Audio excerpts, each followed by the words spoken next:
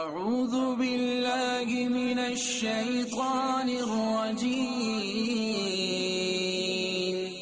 بسم الله الرحمن الرحيم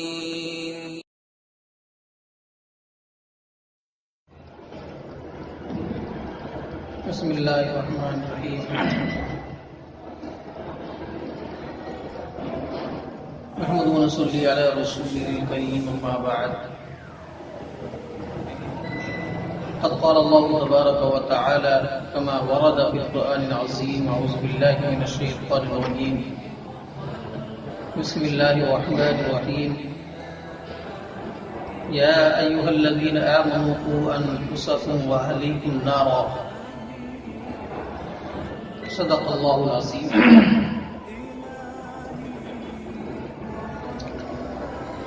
محترم دوست اور بزرگوں،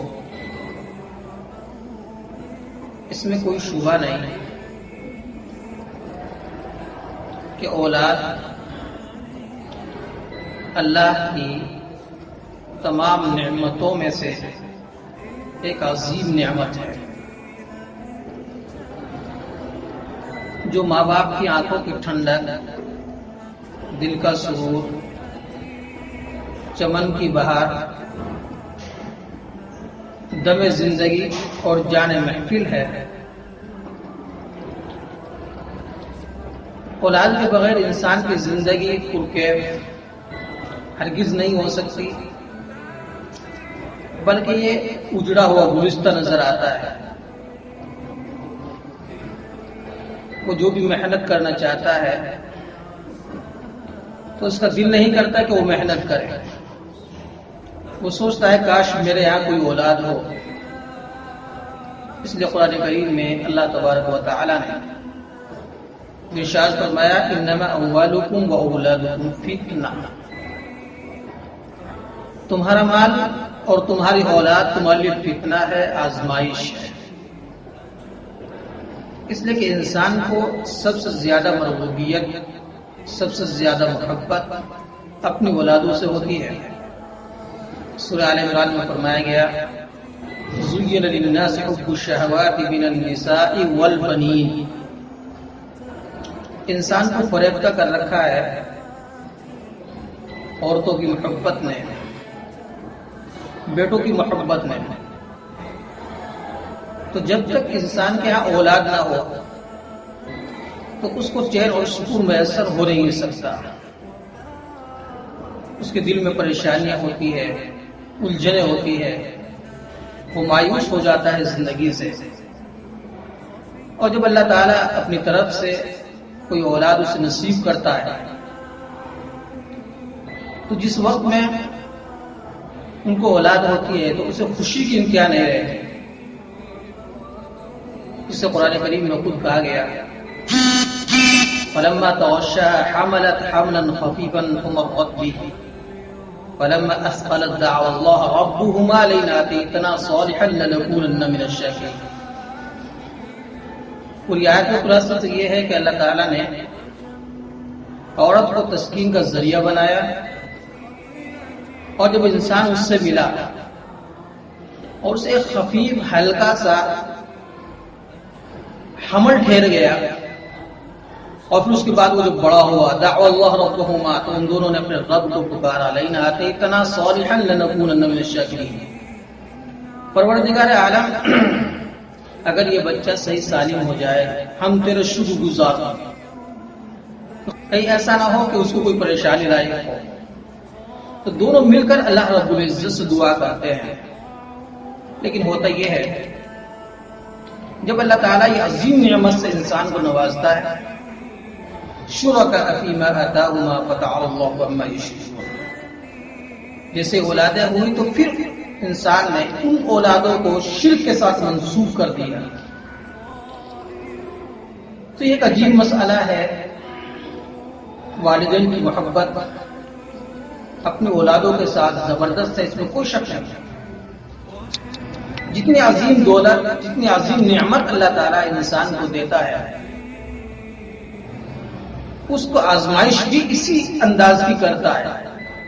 لیکن افسوس کا مقام یہ ہے کہ اولاد کی تئی آج ہماری جو فکر ہے وہ اس بات میں تو ہے کہ کیا کھائے گا، کیا پیے گا، کیا پہنے گا، دولت اس کے پاس کہاں سے آئے گی. لیکن یہ سب زندگی جو ہے یہ آخرت کی زندگی نہیں بلکہ دنیا کی زندگی ہے، جس کے بارے میں قرآن کہتا ہے کل من علیہا فان، ہر چیز فنا ہونے والی ہے.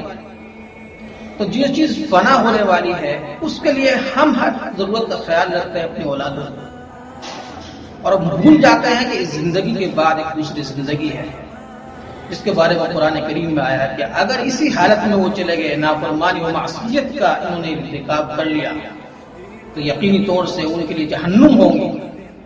وَسَيَصْلَوْنَ سَعِيرًا، وَأَنْ قریب وہ داخل ہوں گے وہ جہنم میں. وہ پانی مانگیں گے لیکن اس وقت ان کو پانی نصیب نہیں ہوگا. تو اس کی ہمیں ضرورت ہے کہ ہم جس طرح سے اپنی اولادوں کی اصلاح زندگی میں کرتے ہیں، اسی طریقے سے آخرت کا تصور ان کے ذہن میں بٹھانا چاہیے. جیسے انبیاء علیہ السلام کا دستور رہا ہے کہ حضرت یعقوب علیہ السلام نے آخر وقت میں اپنے بچوں کو جو نصیحت کی، اور وہ آب زر سے لکھنے کے قابل ہے، انہوں نے کی تھی اے میرے بیٹو تم میرے بعد کس کی عبادت کرو گے؟ ما تعبدون من بعدی. تو انہوں نے کہا کہ ہم عبادت کریں گے آپ کے معبود کی، اسحاق علیہ السلام کے معبود کی. تو تم مطمئن ان کی تربیت کریں، آخرت کا تصور ہونا چاہیے. چنانچہ اللہ کے رسول صلی اللہ علیہ وسلم نے یہ ارشاد فرمایا، یہ روایت ہے حضرت عبداللہ ابن عمر رضی اللہ تعالی عنہ کی، قال النبی صلی اللہ علیہ وسلم کلکم راع وکلکم مسئول عن رعیتہ، او کما قال علیہ السلام. جو جس کی ذمہ داری میں دیا گیا ہے اس ذمہ دار سے اس شخص کے بارے میں سوال کیا جائے گا. والدین سے سوال کیا جائے گا اس کی اولاد کے سلسلے میں، حاکم سے سوال کیا جائے گا جو اس کے جو لوگ اس کے زیر دست ہیں ان کے سلسلے میں، ہر چیز کے بارے میں انسان سے سوال کیا جائے گا. یہ کیا عجیب بات ہے کہ آج ہم اس چیز کو بھول گئے ہیں. اللہ کے رسول صلی اللہ علیہ وسلم نے جو ذمہ داری ہمارے اوپر عائد کی تھی، ہم اپنی اولادوں کا حق کیوں ادا نہیں کر رہے ہیں؟ تو ہماری ذمہ داری یہ بنتی ہے کہ ہم اپنی اولادوں کی صحیح تربیت کریں، ان کو اتنا علم تو ضرور پڑھائیں تاکہ وہ حلال اور حرام کے درمیان میں تمیز کر سکیں. اسی لیے حضور اکرم صلی اللہ علیہ وسلم نے جو ارشاد فرمایا العلم فریضۃ علی کل مسلم و مسلمہ، علم دین کا سیکھنا ہر مسلمان پر فرض ہے، اس کی ذمہ داری ہے. ایک ذمہ داری یہ ہے کہ ہم اپنے بچوں کی تربیت کریں، اور تربیت کا انداز یہ ہونا چاہیے کہ اس کی نگرانی کریں کہ وقت کہاں گزارتا ہے اپنے، اور جن کے پاس یہ دوست آتے جاتے ہیں ان کا مشغلہ کیا ہے. اس لیے کہ انسان جس کے ساتھ رہتا ہے، جس کے ساتھ اس کی دوستی ہوتی ہے، اسی کے مطابق وہ زندگی گزارتا ہے. وہ فلموں میں، عیاشیوں میں اور طرح طرح کے زیب و زینت کے اندر چلا جاتا ہے، اور پھر جب بڑا ہو جاتا ہے اس کے بعد مایوسی اس کے ہاتھ آتی ہے. وہ کاش سوچتا ہے کہ ہمیں اپنی اولادوں کی تربیت کرنی چاہیے. عام طور سے اولاد انہی کی بگڑتی ہے جو لوگ اپنی اولادوں کی نگرانی نہیں کرتے. اسی طریقے سے اولادوں کی نگرانی اس اعتبار سے بھی کی جائے کہ وہ کالج میں جا رہے ہیں، وہ اسکول میں جا رہے ہیں، وہ کہاں جا رہے ہیں، کس کے ساتھ پڑھ رہے ہیں، کس کے ساتھ گھوم رہے ہیں، مدرسے میں اس کا تعلق کن سے ہے. اگر اس کے ہاتھ میں موبائل ہے تو انٹرنیٹ کو کہاں استعمال کر رہا ہے. آج معاشرے کو سب سے زیادہ جو کھوکھلا کیا ہے وہ انٹرنیٹ نے کیا ہے. تو پہلے تو یہ ہے کہ بچوں کے ہاتھ سے موبائل لیا جائے، ان کا نیٹ استعمال کرنے کی اجازت نہ دی جائے. لیکن اگر آپ دے بھی رہے ہیں تو پھر آپ کی ذمہ داری ہے کہ آپ ہر اعتبار سے اس کی حرکتوں پر، اس کے سکناتوں پر ہر اعتبار سے آپ نگرانی کریں. یا آپ کے اوپر فریضہ ہے، اللہ کی طرف سے ایک ذمہ داری ہے، ایک آزمائش ہے آپ کی. اگر آپ اس آزمائش میں پورا اترتے ہیں تو یقینی طور سے یہ اولاد آپ کے لیے صالح و نیک ہوگی اور معاشرہ سے وجود میں آئے گا. چنانچہ حضرت عمر ابن عبدالعزیز رحمۃ اللہ علیہ کا ایک مشہور واقعہ ہے کہ جب عبد الملک بن مروان کے بعد ان کی حکومت آئی تو اس وقت کا واقعہ یہ تھا کہ اس وقت عیش و آرام کے ساتھ زندگی گزار رہے تھے، پورے شہزادے تھے. اور ان کے بعد جب حکومت آئی عمر ابن عبدالعزیز رحمۃ اللہ علیہ کی، جن کو حضرت عمر رضی اللہ تعالیٰ کا ثانی کہا جاتا ہے، اور ان کے دور میں واقعہ یہ تھا کہ ایک ہی گھاٹ پر بکری اور شیر آپس میں پانی پی لیا کرتے تھے۔ چنانچہ ان سے کہا گیا کہ آپ نے اپنی اولادوں کے بارے میں کیا کیا ہے؟ آپ نے تو کچھ ان کو جائیداد نہیں چھوڑی ہے، کچھ مال نہیں چھوڑا ہے، آپ نے کچھ بھی نہیں چھوڑا ہے۔ تو حضرت عمر ابن عبدالعزیز رحمۃ اللہ علیہ نے فرمایا کہ مجھے اپنی اولادوں کی کوئی فکر نہیں،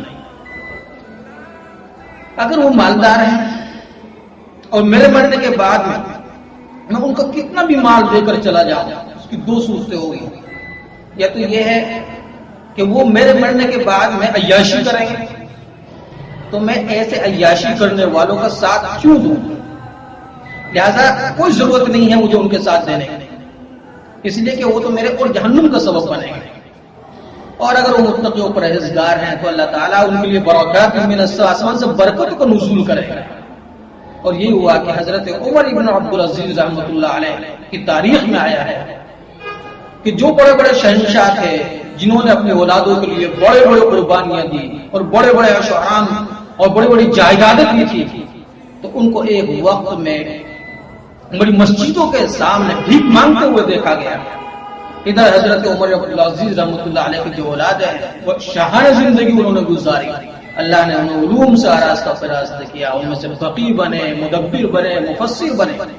یہ دراصل ہوتا ہے کہ ہم یہ پہچانے کہ یہ اولاد اللہ کی عظیم نعمتیں ہیں، تو اس اعتبار سے ہم جس طرح سے دنیاوی اعتبار سے سوچتے ہیں کہ ان کی دنیا بنائے، اسی اعتبار سے ضرورت ہے اس بات کی ہم ان کی آخرت بھی بنائیں۔ اللہ ہم سب کو اس پر عمل کرنے کی توفیق عطا فرمائے۔ وآخر دعوانا الحمدللہ رب العالمین۔